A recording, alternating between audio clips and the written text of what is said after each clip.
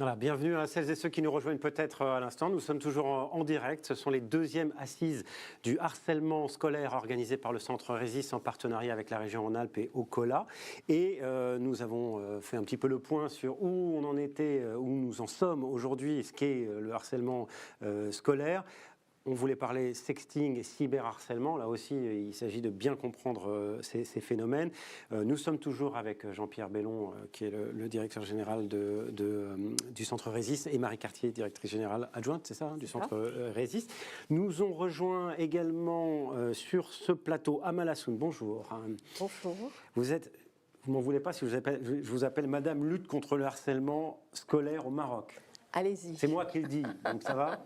Avec plaisir. Non, vous êtes enseignante en biologie à Casablanca, et puis vous vous intéressez au sujet, puis petit à petit, mais on en reparlera, vous avez mis en place un programme, d'abord dans votre établissement, et puis maintenant un programme que vous mettez en place avec le ministère marocain de l'Éducation nationale pour lutter contre le harcèlement scolaire au Maroc. Avec vous, on va parler également de ces questions, parce que ça existe aussi le cyberharcèlement et le sexting au Maroc. Et comment ? Oui. On n'est pas épargné, et puis c'est même des fois un peu plus compliqué, on en parlera. On va y revenir. Parce que là, voilà, le sexting, il existe.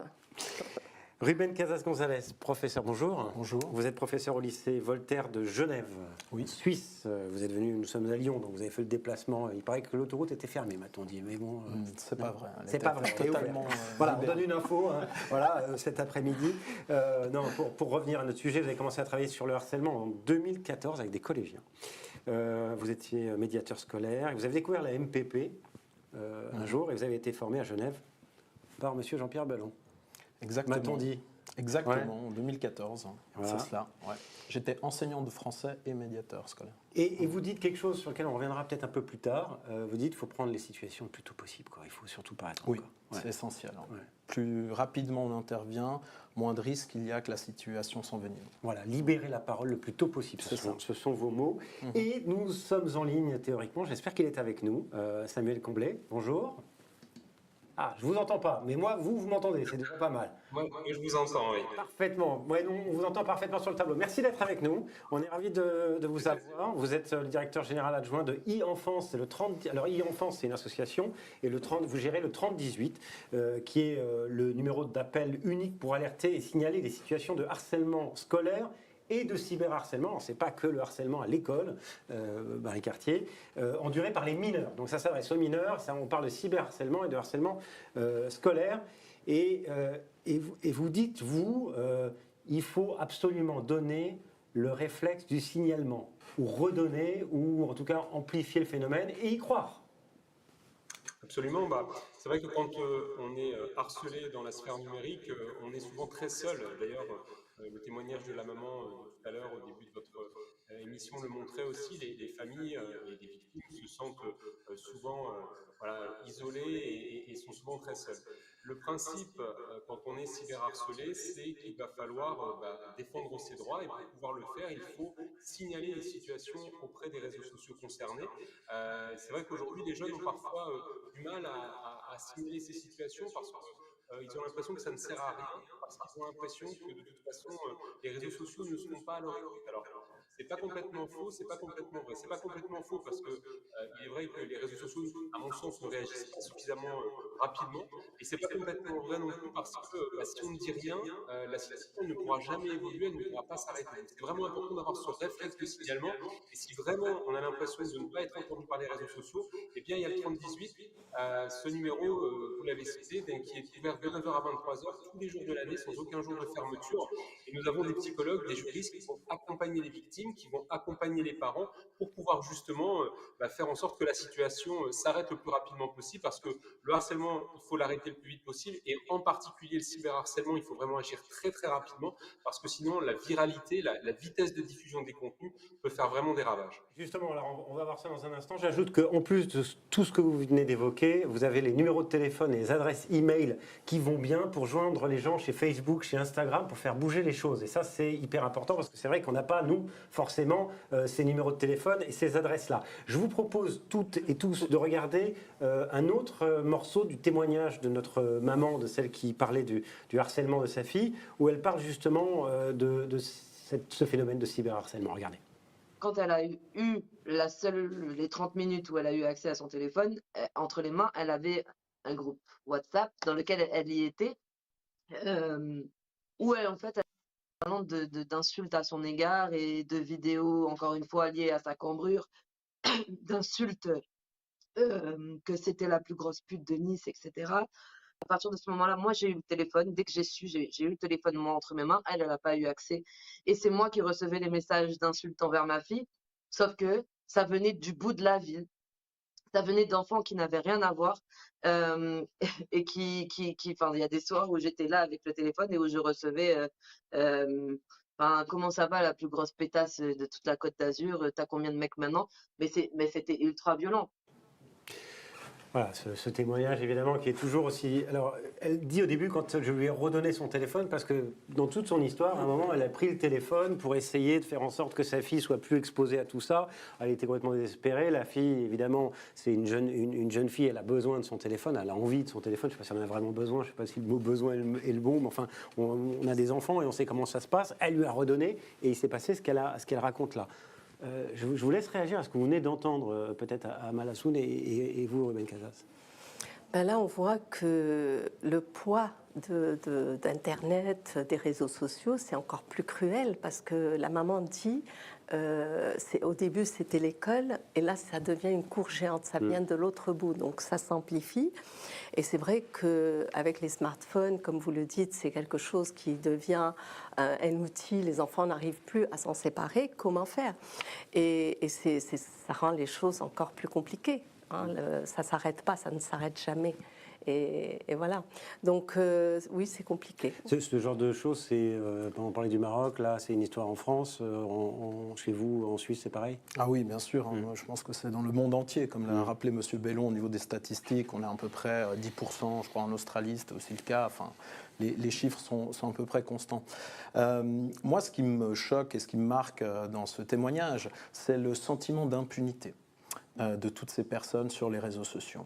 Et c'est là où je trouve que justement l'adulte à l'école a un rôle à jouer en se réaffirmant dans sa position d'autorité et de personne cadrante. Et alors là, en l'occurrence, c'était des insultes peut-être qui n'étaient pas liées directement à des compagnons d'école ou d'autres. Voilà. Mais on peut imaginer que peut-être si déjà on avait traité la situation au niveau scolaire, d'une autre façon, peut-être ça n'aurait pas dérivé sur cette haine au niveau de la ville, carrément, hein, c'est ce que dit la maire. Donc je pense qu'il y a des choses à faire en amont, c'est toujours mon idée, donc libérer la parole le plus rapidement possible, car comme l'a dit aussi M. Comblet, je crois, très justement, en fait, les gens pensent qu'il n'y a rien à faire. Et le silence, M. Bellon et Mme Cartier ne me contrediront pas là-dessus, c'est quand même le ciment de ces phénomènes de harcèlement. Et donc à un moment donné, d'après moi, il est essentiel de créer un espace de confiance, un cadre de confiance pour que les jeunes puissent en parler, même si eux ont l'impression qu'il n'y a pas de solution à court terme, parce qu'il y a forcément des choses qui vont bouger. Et parfois, juste d'en parler et ensuite une prise en charge de la situation peut quand même changer la donne. Oui, surtout que les enfants pensent qu'ils n'ont pas envie du juridique tout de suite. Les enfants, ils veulent que leur réputation soit rétablie, que les images soient supprimées. Chez nous, au Maroc, c'est encore plus compliqué, parce qu'on sait très bien que le contexte est encore plus difficile. Pardon, je vous coupe. Il y a des choses horribles, comme on vient d'entendre. Ah oui, mais des fois pire. Parce que quand une fille montre, même quand il y a un petit dénudé, un petit décolleté, ça pourrait être pris pour quelque chose de très, très violent. Et donc, elle peut recevoir des insultes juste parce qu'elle a un petit décolleté, parce que dans certains contextes. Et donc, les enfants ont du mal à en parler, les parents ont la honte quand leur enfant se trouve dans cette situation et tout le monde se trouve enfermé. Et c'est vrai qu'il y a les plateformes pour signaler, il y a tout ça, mais l'enfant, quand on le reçoit, lui, il veut que ça cesse. Et c'est là où il y a l'intérêt d'avoir une équipe à l'école et que l'autorité, que les choses soient faites en amont, mais aussi quand ça se passe, que l'enfant sache à qui il doit s'adresser. Et quand il a des adultes qui vont l'écouter, qui vont le protéger, qui vont le déculpabiliser, parce que c'est la honte. Une personne qui se retrouve sur les réseaux sociaux avec ces messages comme l'a indiqué la maman, eh ben, elle a la honte. Et donc, pour l'aider à ne plus avoir honte, il faut qu'il y ait un groupe d'adultes qui puisse l'aider. Il faut qu'il y ait des jeunes adolescents qui puissent la soutenir. Donc, il faut que la communauté scolaire soit mobilisée. Alors, on va y revenir juste après, parce que c'est le thème de du prochain plateau, de la prochaine table ronde. On viendra sur une équipe par établissement, qui est le principe de la MPP. On va y revenir dans un instant. Vous nous raconterez également ce que vous avez fait. Je vais vous redonner la parole dans un instant, Samuel Comblé, mais Marie Cartier, ces histoires de cyberharcèlement et de sexting, c'est la fin des 4 murs de l'école, quoi. Il y a quand même, c'est-à-dire que le harcèlement est devenu. Alors je vais vous donner aussi la parole, Jean-Pierre, parce que vous êtes un des premiers à en avoir parlé de ces problèmes-là, quand vous avez écrit ce bouquin justement harcèlement et cyberharcèlement à l'école avec Bertrand Gardette. Est-ce que finalement les réseaux sociaux, puisque c'est de ça dont on parle, n'ont pas démultiplié les armes des intimidateurs, des harceleurs finalement, quoi? Est-ce que ça n'a pas fait exploser encore plus le phénomène? Oui, bien sûr, il n'y a plus les 4 murs protecteurs autour de l'enfant, puisque le téléphone le suit partout. Il n'y a plus d'intimité, il n'y a plus de lieux préservés, en fait. Moi, ce qui me frappe beaucoup aussi dans tout ce qu'a dit Amal et Ruben, c'est, et ce que raconte la maman, c'est que les parents, en fait, tout le monde va culpabiliser. Les parents vont culpabiliser par rapport à leur enfant. Et les parents, parfois, sont très sévères avec leur enfant lorsqu'il est cyberharcelé. Et je pense au cas des jeunes filles qui sont touchées par des phénomènes de sexting, c'est-à-dire ces phénomènes où, parce qu'elles ont voulu plaire ou parce que j'ai une amourette qui a mal tourné, elles sont tout à coup exposées aux yeux de tous et reçoivent des insultes terribles. En fait, tout le monde va dire que c'est la jeune fille qui est coupable et parfois même la famille va lui en vouloir, va la sanctionner, va la punir. Ça, c'est vraiment le danger majeur parce que c'est déjà très dangereux quand ça se passe en réel, mais alors imaginez avec cette absence effectivement de limite dans la diffusion des messages, là il y a un danger de mort réellement pour ces jeunes filles, un danger de suicide, un danger de mort psychique pour certaines qui ne s'en remettent jamais. Donc ne pas considérer que la victime y est pour quelque chose là, mais ça devient vital. Il faut absolument... La moindre parole maladroite à l'égard de la victime est vraiment presque criminelle. On n'a pas le droit de dire à une victime de sexting, de cyberharcèlement, mais pourquoi donc as-tu publié cette photo? Pourquoi tu fais confiance? Mais tu aurais dû être plus prudente. Dire ça, mais c'est la pousser dans le gouffre. Et tout le monde va le dire si on n'y réfléchit pas en amont. Alors, on reçoit des questions, je vous voyais réagir. Je vais redonner la parole à Samuel Comblé. Oui, parce que ça me rappelle une situation concrète où c'est vrai que parfois les réseaux sociaux et le cyberharcèlement n'est qu'un amplificateur de phénomènes qui se produisent déjà en milieu scolaire. Et je me souviens qu'on avait écouté une jeune fille pour une situation, elle était suivie par ses camarades, et tout d'un coup, quand on a réussi à créer un climat de confiance avec cette jeune fille, je vous en avais parlé à l'époque, Marie, elle a commencé à dire que le problème, c'était pas forcément que ces espèces de chasse dans les grands magasins ou à l'école de ces autres jeunes filles, mais qu'il y avait une photo d'elle dénudée qui circulait, donc un nude, ce qu'on appelle un nude aujourd'hui, qui circulait sans son consentement au niveau scolaire. Alors là, le problème, c'est qu'il n'y a pas de capture d'écran, il n'y a pas forcément, donc au niveau du dépôt de plainte individuel. Voilà. Et puis il faut imaginer que cette jeune fille, elle revient à l'école tous les jours, et puis qu'il y a 30-40 personnes qui peut-être ont sa photo. Et en fait, elle-même ne sait pas exactement qui a sa photo, etc. Donc évidemment que c'est anxiogène et que ça ne donne pas, comme l'a très bien expliqué cette maman, envie à cette jeune fille de retourner à l'école. C'est très compliqué. Donc là, que faire? Parce que c'est pas évident. Alors là, nous, on a opté, alors je ne dis pas que c'est la seule solution, mais à ce moment-là, on avait opté pour faire une action massive et rapide sur tous les jeunes dont on avait entendu le nom lors d'entretiens individuels pour leur rappeler le cadre et ce qu'ils risquaient si, par hasard, on entendait que, justement, ils étaient en train de continuer à diffuser ces photos, La etc. législation n'est pas forcément la même, d'ailleurs, en Suisse et en France. Ah non, alors, non, chez nous, c'est même moins moins sévères, je dirais, qu'ici, notamment, par exemple, le terme de harcèlement n'est pas pénalement répréhensible. Nous, ce sont les causes du harcèlement, donc la diffamation, ce genre de choses qui sont pénalement répréhensibles, mais pas le harcèlement. Mais enfin, quoi qu'il en soit, l'idée, c'était surtout de dire qu'il fallait agir rapidement, donc il faut des gens vite. Nous, une trentaine de personnes à écouter en 2-3 jours pour leur rappeler le cadre légal, justement, possession de photos diffamantes sans l'accord de la personne, etc. Et ça a quand même stoppé au niveau de l'établissement. Ça a rassuré la jeune fille parce qu'elle a vu que vraiment toute la communauté éducative prenait ça au sérieux et intervenait. Et dans un second temps, aussi très importante, les autres élèves ont commencé à craindre le cadre qui venait d'être imposé, rappelé par les adultes de l'école. Voilà, c'est important de rappeler où situe l'autorité un petit peu, Jean-Pierre. Absolument. Et puis il y aurait une manière assez simple, somme toute, de stopper le sexting. Le sexting, c'est d'abord une photographie qui a été volée ou qui a été prise, et puis il y a eu la trahison de l'un des protagonistes qui fait que cette photographie se retrouve en ligne. Mais elle est immédiatement relayée, elle est immédiatement renvoyée. Si chaque enseignant dans sa classe, si chaque parent chez lui le soir disait très clairement aux élèves et aux enfants: qu'est-ce que tu fais lorsque tu reçois une photographie de ce type? Jamais, jamais tu ne la relais.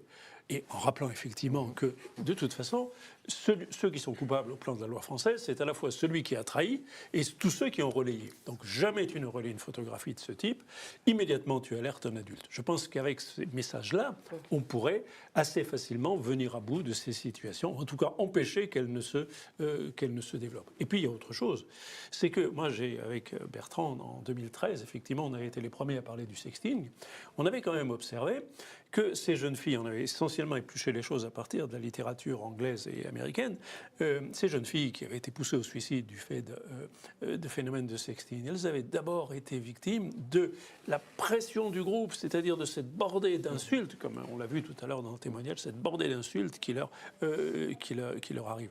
Donc effectivement, ces victimes, encore une fois, il faut le rappeler, elles n'y sont strictement pour rien, et la priorité, c'est de les défendre. Alors, je vais redonner rapidement la parole à Samuel Comblé, parce que le 30-18, 170 000 appels cette année, c'est à peu près là-dessus que vous tablez, c'est 3 fois plus que l'an passé. Bon, c'est vrai qu'il y a eu aussi 2 numéros qui sont devenus un seul, donc forcément, ça fait plus d'appels. On est d'accord là-dessus, sur ce... Voilà. Mais il y a d'autres choses que vous dites. Vous dites d'abord, il y a une tendance au rajeunissement des personnes qui vous appellent, donc ça, c'est un peu inquiétant quand même. Vous êtes d'accord avec ça? Vous confirmez? Oui, tout à fait. Alors, quand on dit rajeunissement des personnes, c'est des victimes, évidemment. Et c'est vrai qu'il y a encore quelques années, on commençait à accueillir des victimes qui avaient environ 12-13 ans, hein, plutôt au niveau du collège. Et aujourd'hui, on commence à avoir soit des victimes elles-mêmes, soit des parents qui nous appellent avec des enfants qui sont victimes à 7-8 ans, parce qu'une grande majorité d'entre eux, aujourd'hui, même s'ils ne devraient pas y être, sont inscrits sur les réseaux sociaux bien avant 13 ans. Et c'est là toute la difficulté. Déjà, on le voit dans nos échanges, quand on est un adolescent, quand on est même peut-être un adulte, c'est difficile de se sortir de ces situations. Mais quand on est un enfant très jeune, quand on n'a pas été préparé, accompagné par les adultes pour pouvoir faire face à ces situations, c'est extrêmement compliqué et très impactant. Et je pense qu'il faut vraiment rappeler que les réseaux sociaux ne sont pas autorisés, leur accès n'est pas autorisé avant 13 ans, et vraiment de faire respecter cette limite d'âge, c'est important, parce que avant, on n'est pas capable de faire face à toutes les difficultés et toute cette violence dont peuvent être malheureusement victimes les enfants.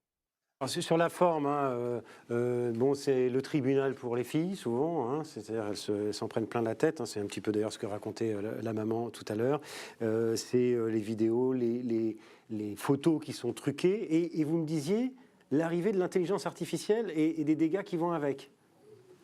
Oui, alors pour l'instant, ça reste, je dirais, quelque chose d'assez rare, mais on le sait, avec ce qu'on appelle les deepfakes, on a la possibilité dès maintenant de faire une photo truquée, voire parfois des vidéos truquées de manière assez facile et gratuite, avec des applications très, très, très accessibles pour les adolescents. Et l'idée, c'est de prendre la tête d'une personne, de la coller sur le visage, le corps dénudé d'une autre personne, et donc de faire un photomontage, hein. Le problème des photomontages aujourd'hui, c'est que l'intelligence artificielle nous permet d'en faire quasiment, je dirais, parfait. Il n'y a pas enfin, c'est difficile de voir si c'est une vraie photo ou pas une vraie photo.